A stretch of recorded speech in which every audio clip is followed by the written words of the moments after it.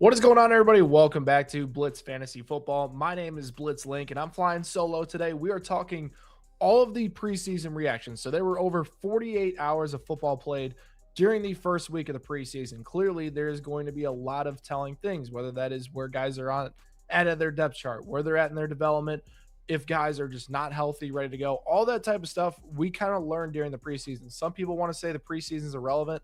I'm going to completely push back on that because the preseason tells us those type of rotations we need to do, kind of see where these rookies are at in terms of their development right now. And while, yes, some teams are playing second team guys, there's a lot of teams that are starting to roll out their first team units for certain drives. And that's where I make a lot of my judgments on, or what happens in those first team drives and how the utilization occurs. So looking at my tweet from this morning, if you guys want to go follow me on Twitter at blitzlink_, all this content comes out first on there. I'm recording this about an hour after I dropped this tweet today, but there are 22 big takeaways that we need to talk about for you guys in fantasy football to clearly learn. Clearly, Drew Aller deserves the thumbnail after a performance, but let's start.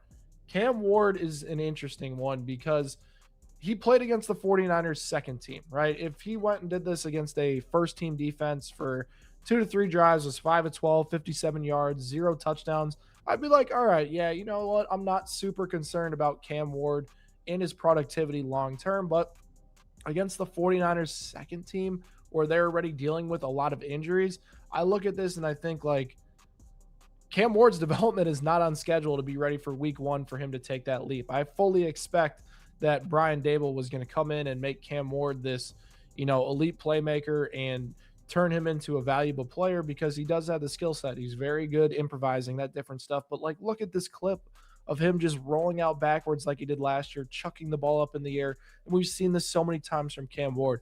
That internal clock with Cam Ward needs to start processing things quicker, or it's going to be similar type of results for him because he just does not see the field well. And the talent is there in Tennessee now. Carnell Tate's going to be a good player. Wando Robinson was a very good player last year. Gunnar Helms at the rookie reception record for the Titans at tight end. You have Tony Pollard, Tajay Spears as well. Decent offensive line. So Cam Ward, like, it's time to step up. And if Cam Ward can't step up, I'm pretty concerned that Carnell Tate and Wanda Robinson don't live up to the fantasy hype I've been glazing for these guys the entire offseason long. So a little bit worrisome from Cam Ward in his preseason debut. But Jahan Stribling, the guy has been so good, and I have been glazing him since the pre-draft process. A player that averaged over 2 yards per route run his last 2 years in college, over 6.5 yards after the catch in those 2 years stretch as well. And he broke out at the crisp age of 19. So he had 7 catches, 63 yards, and 8 targets in those snaps. I know it wasn't with the first team, but this 49ers receiving room is already injured. Mike Evans hasn't practiced in over a week. Ricky Pearsall is out for the season. Christian Kirk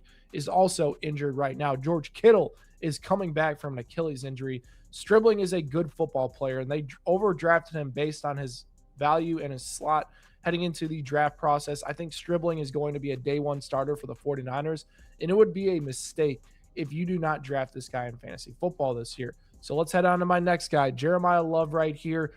I haven't been a very, very big Jeremiah Love guy. I'll tell you that right now. This offseason, I've kind of been a little bit worrisome about that role with him and, how he could potentially struggle in terms of his outlook because Tyler Algier is going to be involved. If this snap share holds, you look at it, 16 out of 22 snaps played, while Algier only played 6. There was 2 or 3 drives there. Jeremiah Love was with the starters during that stretch as well.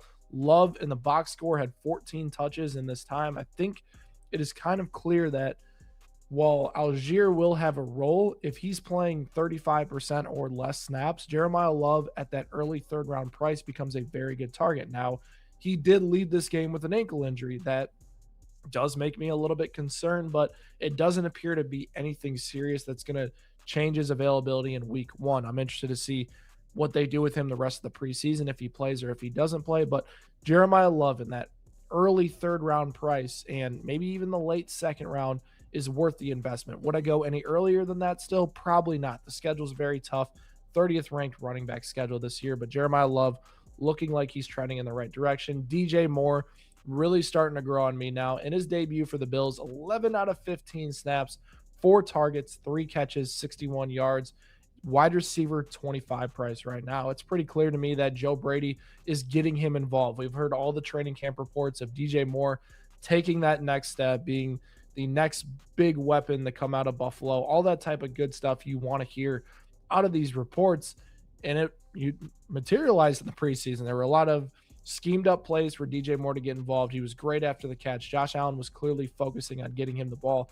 I mean, 4 targets and 11 snaps is pretty crazy work. So DJ Moore is walking into a strong wide receiver 1 role in Buffalo. Do I think this completely changes my outlook on him right now? I'm not going to just say that right away. I still think that DJ Moore probably has a wide receiver 2 cap ceiling in Buffalo, and he may struggle a little bit, but he does potentially have a high ankle sprain now. So it is something to monitor. He did suffer that ankle injury after this game. So we're going to see if DJ Moore is going to be healthy to even be drafted that wide receiver 25 ADP, and if he will be even available for week 1. So something to note there.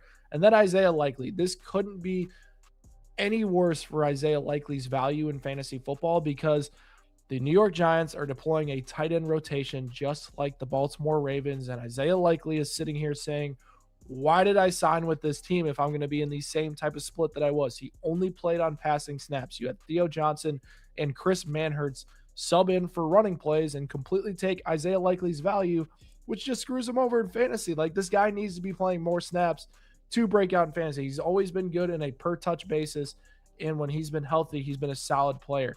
But if Isaiah Likely is not playing the snaps, I honestly see this being like a Dalton Kincaid style player. Think of Kincaid, a player that ranks like top 10 in every efficiency mark you want to see: yards per route run, points per target, average depth of target, all those numbers. Isaiah Likely will have similar outlook, but if he's stuck playing 50 to 60% of snaps and he's not playing on blocking downs, that could be a big, big problem. And currently all the way up to tight end 12 now, I don't really like that ceiling and price with him going there. I think there's a lot of value in those late round tight ends outside of Isaiah Likely. So it couldn't be worse for Isaiah Likely after week 1 of the preseason. The next guys, the rookies, we already alluded to it, and that's why Drew Aller was on the thumbnail. They were absolutely dominant in their debuts. We talk about Aller, 10 of 13, 153 yards and 3 touchdowns. And then you have Ty Simpson, 21 of 25, 190 yards and 2 touchdowns. Both of these guys were phenomenal in their debuts. And Aller is a player that was one of the top guys heading into last season's process, but didn't have a great year, had some injuries, and then he kind of fell his way to the Steelers in the draft process, and it couldn't have been a better landing spot with Mike McCarthy there, Aaron Rodgers there. They're going to be great for his development. And in that first preseason game, I know it was against backups, and so was Ty Simpson, but it was good to see the poise and the command of the offense from these two players, and the consistency specifically from Drew Aller that I'm looking for. The talent's there for this guy, and if he can start being more consistent, Drew Aller may just be the future of the Pittsburgh Steelers. So he's a dynasty target. And then Ty Simpson as well.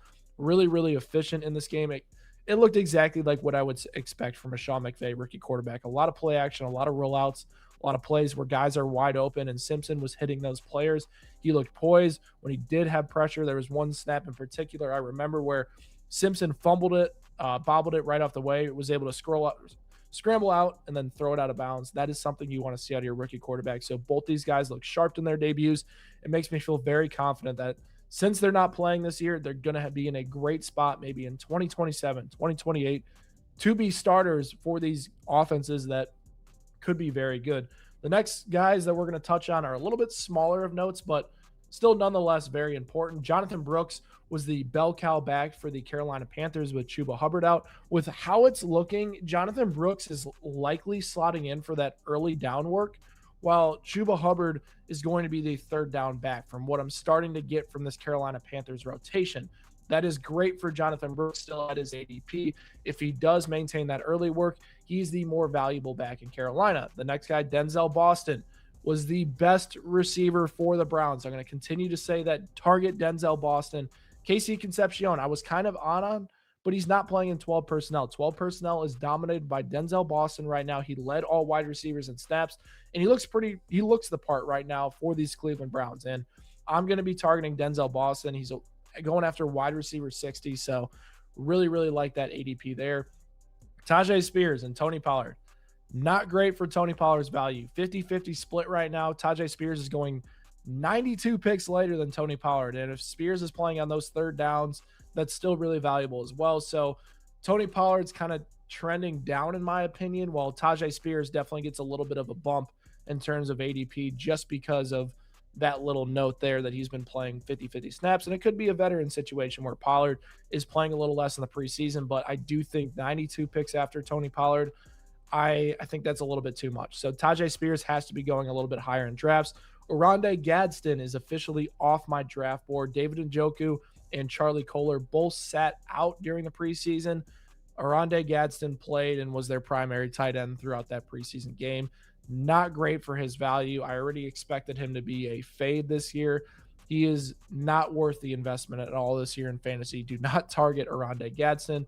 The Giants, they also deployed a little bit of a running back committee in this game. All of three of Tyrone Tracy, Cam Scatterbo, and Devin Singletary split snaps, and it was just an absolute nightmare. And I don't think it's going to be a three-headed committee in season. I think this is in a large part due to Cam Scatterbo recovering from that big ankle injury last year, and they're kind of trying to ease him back. But what makes me nervous a little bit is the amount of snaps Tyrone Tracy has played. Tyrone Tracy was listed as the team's RB1 heading into camp, and that does concern me a little bit. I think Scatterbo is less of a safe pick than people want to admit. His second or his ADP is that RB2 is priced in with that injury risk and potential snap share time with Tyrone Tracy Jr. And I don't think I'm high enough on Tracy Jr., who could have a very big role on those third downs and early downs if Cam Scatterbo is heading into a split right here. And then Caleb Douglas and Malik Washington are the clear top two wide receivers in Miami right now. Douglas is a player that I've been super high on for the past few months. He has won that starting wide receiver role. We've heard the camp reports, and then he makes an Odell-style catch in the preseason. Then he exits with the starters, 100% of snaps with that unit. Caleb Douglas is a great pick in fantasy. I think of him like Christian Watson, like a true deep threat that could be a solid wide receiver 3 in fantasy football. So of the Miami receivers I'm targeting, it is Caleb Douglas. And like I said, I'm still in on Greg Dulcich as well, who still has a great outlook. Jaden Blue, great news for him. He's the clear-cut RB2 for the Dallas Cowboys entering the season. If Javonte Williams gets injured, who has a lengthy injury history, Jaden Blue automatically walks into a very valuable fantasy role in the Cowboys backfield, who has produced a top 12 running back basically a majority of Dak's seasons as a quarterback. So I would highly recommend targeting Jaden Blue towards the end of some of your drafts. Jahan Dotson's another player that I did not expect to even mention in fantasy football purposes for this year, but he played 100% of snaps with that first team. He's locked in as their wide receiver 2 in fantasy football right now. And that makes me feel very confident that regardless of where Dotson's going as those wide receiver 90 range, he's going to outperform that ADP. So I would target him well above where he's going right now. Some other headlines. Let's expand this for you guys. Quinshon Judkins played 80% of snaps with the starters. Let's see if that holds. But if he does, that is a great thing for his value. I would target him at his ADP. Keaton Mitchell, he rested with the starters while Kamani Vidal played with those backups. Vidal is the clear RB3. Mitchell is the clear RB2 in this offense. Omar Cooper Jr., do not draft him at all. He's the 4th wide receiver on the depth chart. Draft Adonai Mitchell instead, who is the wide receiver 2 for this team in New York. Eli Stowers, he should not be on your draft board either right now. He's the 4th tight end in Philly and came in as the 4th tight end in that preseason game. So not looking good for him playing right away for Philadelphia.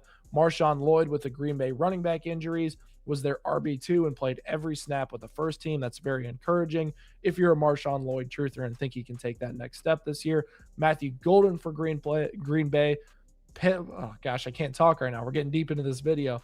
Matthew Golden played in 12 personnel sets over Jaden Reed. That is a good thing for Matthew Golden, who's going to see a bigger snap share and can see more targets. I know there's a lot of people that are Jaden Reed truthers. I am not. He can't seem to find his way in these big personnel sets, and he's just going to be a very volatile player with the ball in his hands. And then Jack Beck, he is only playing in 11 personnel snaps. I know there's going to be some people targeting him after his preseason game, but he's still not one of the top 2 players in snap share for this Raiders team just yet.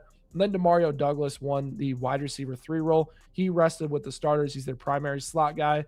That's not good news for Kayshon Boutte, who is not in a good spot to have a big role for this team. I wouldn't be surprised if he's still shopped around here with these coming weeks and, rosters starting to trim down in size. teams that need a wide receiver, Kayshon Boutte could be a little bit of a target for them. So if you enjoyed this video, those are all my preseason takes. Definitely a lot to go through and navigate, but I make it really easy for you guys. In the description, I have my free draft guide. Check that out. We have all my rankings in there: sleepers, bust, league sync, draft grade analyzer, everything you need to make sure you have a dominant draft. We're doing it all for free as well. So go check that out. And if you did enjoy this type of content, make sure you hit that like button and subscribe button, and I'll catch you next time on Blitz Fantasy Football.